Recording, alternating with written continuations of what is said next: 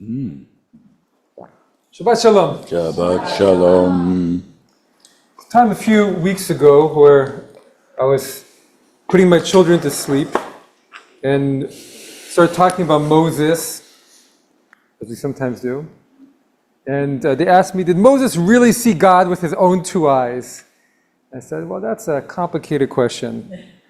But it made me think of a Hasidic story about a follower of a Rabbi who used to see the prophet Elijah in a vision.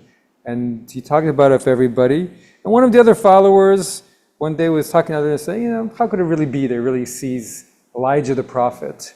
How could it really be? And the Rebbe overheard him and said, well, why not? Why isn't he seeing Elijah the prophet? I said, well, Rebbe, how could you see a vision with your physical eyes? How can you see something spiritual with your physical eyes? It's not possible.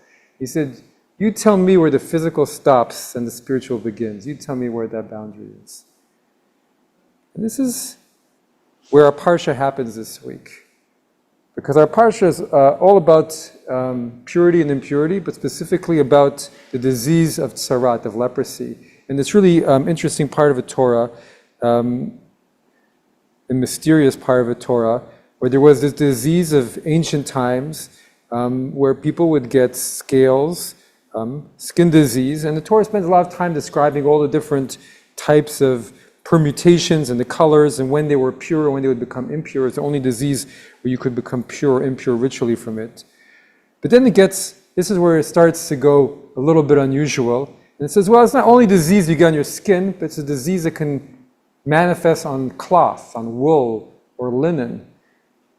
And there, Ramban, Nachmanides, the commentator from Spain, he says, well, this is not a regular disease. This is not from within nature. This is not something that we see in our days.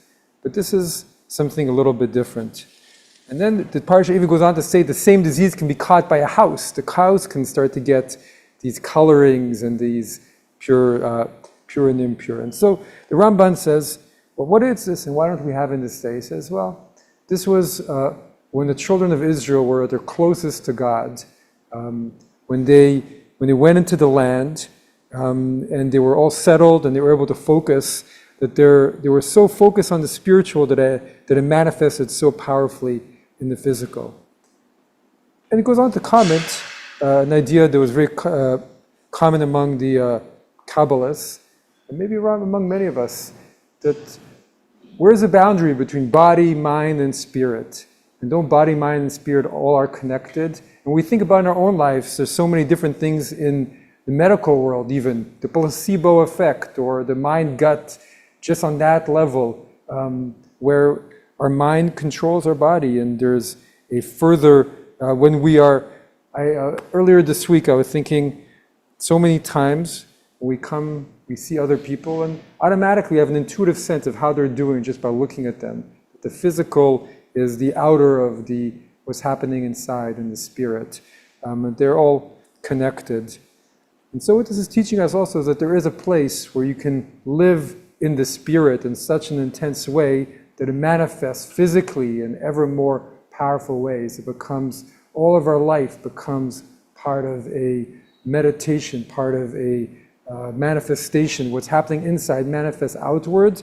And as the Torah says, in this time, the biblical time of miracles, of God's presence being so close, it would go into how our clothes would look, even would manifest beyond in the physical universe.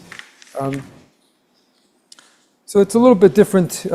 We don't have such intensity in our lives, but there is a place where each one of us, as we go about our lives, can try and unblur a little bit of that line between the physical and spiritual, and have a deeper understanding how everything is connected in our world, and we're all part of one spirit, trying to bring more divine presence into our world and spread love and peace to all around us. Shabbat Shalom.